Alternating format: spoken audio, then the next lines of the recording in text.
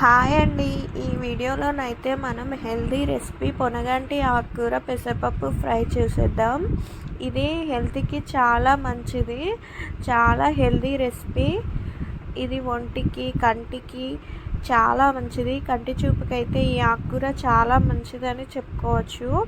ఈ ఆకుకూర ఫ్రై అయితే ఎలా చేసుకోవాలో చూసేద్దాం. ముందుగా పెసరపప్పు తీసుకొని పెసరపప్పులో వాటర్ అయితే యాడ్ చేసి 10 మినిట్స్ నానబెట్టుకుందాం. పెసరపప్పునైతే పక్కన పెట్టేసి ఆకుకూరనైతే చిన్న చిన్నగా మొత్తం కట్ చేసి పెట్టుకోవాలి. ఆకుకూరను మొత్తం అయితే మంచిగా నీట్గా కడగాలి, చాలా డస్ట్ అలాంటిది ఉండకుండా. ఆల్రెడీ మన ఛానల్లోనైతే పొనగంటి ఆకుకూర కందిపప్పు కర్రీ అయితే ఉందండి. ఈ ఆకుకూర చాలా మంచిది, చాలా టైప్స్ అయితే చేసుకోవచ్చు. ఈ పొనగంటి ఆకుకూర డైరెక్ట్ కూడా ఏం పప్పులు వేయకుండా కూడా చేసుకోవచ్చు. ఇప్పుడైతే పెసరపప్పు నానింది. నేను ఒక టమాటా కట్ చేసి పెట్టుకున్నాను, కరివేపాకు, ఎల్లిపాయ, ఎండుమిర్చి, ఆనియన్ కట్ చేసి పెట్టుకున్నాను. ఇప్పుడైతే ప్రాసెస్లోకి వెళ్ళిపోదాం.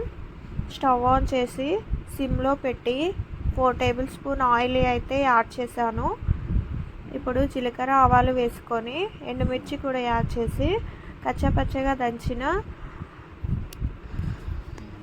ఎల్లిపాయ కూడా యాడ్ చేయాలి. ఇప్పుడు అవి మంచిగా గోలిన తర్వాత ఆనియన్స్ కూడా యాడ్ చేసి ఆనియన్స్ కూడా మంచిగా వేగనివ్వాలి.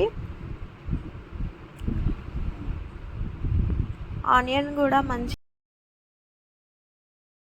కరివేపాకు కూడా యాడ్ చేయాలి.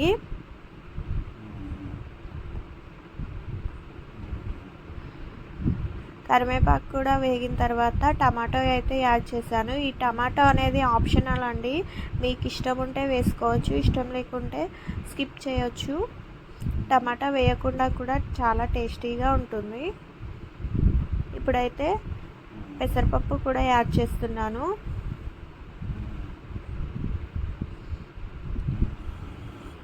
పెసరపప్పు యాడ్ చేసిన తర్వాత 1 టేబుల్ స్పూన్ అయితే పసుపు యాడ్ చేయండి.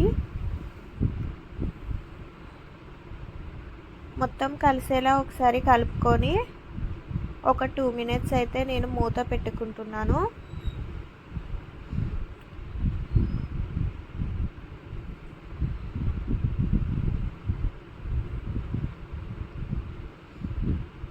ఇప్పుడు మూత తీసి చూస్తే మొత్తం అయితే ఫ్రై అయిపోయి ఉంటుంది. పప్పు ఇలా ఫ్రై అయిన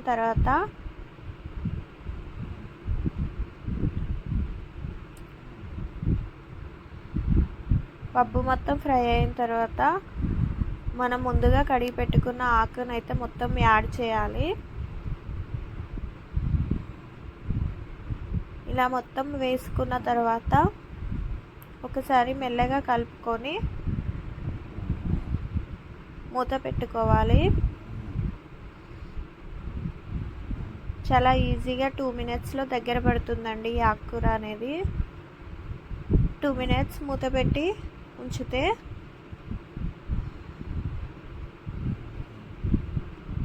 2 మినిట్స్ తర్వాత మూత తీసి చూస్తే చూసారు కదా ఎంత దగ్గర పడిందో. ఇంకా వాటర్ కూడా ఎన్ని ఫామ్ అయ్యాయో చూసారు కదా. ఒక చుక్క కూడా వాటర్ పోయాల్సిన అవసరం లేదండి. ఇప్పుడైతే నేను సాల్ట్ను కారం కూడా మీ రుచికి తగ్గట్టు యాడ్ చేయండి. నేనైతే సాల్ట్ను కారం కూడా యాడ్ చేశాను. చూసారు కదా, సాల్ట్ వేసుకున్నాక ఇంకా వాటర్ అయితే ఎక్కువగా ఫామ్ అయ్యాయి. ఈ వాటర్ అన్నీ పోయి కర్రీ మొత్తం దగ్గర పడేదాకా ఫ్రై చేయాలి. అంతే, సింపుల్గా పెసరపప్పు పొనగంటి ఆకుకూర ఫ్రై అయితే రెడీ అయిపోయింది. చపాతీలోకి రైస్లోకి ఈ కర్రీ అయితే చాలా బాగుంటుంది. చాలా సింపుల్గా ఈజీగా టేస్టీగా హెల్తీ రెసిపీ చేసేసుకోవచ్చు. ఇది అన్ని ఆకుకూరల కన్నా చాలా హెల్తీ అని చెప్పచ్చు. చూసారు కదా, చాలా ఈజీ చేసుకోవడం.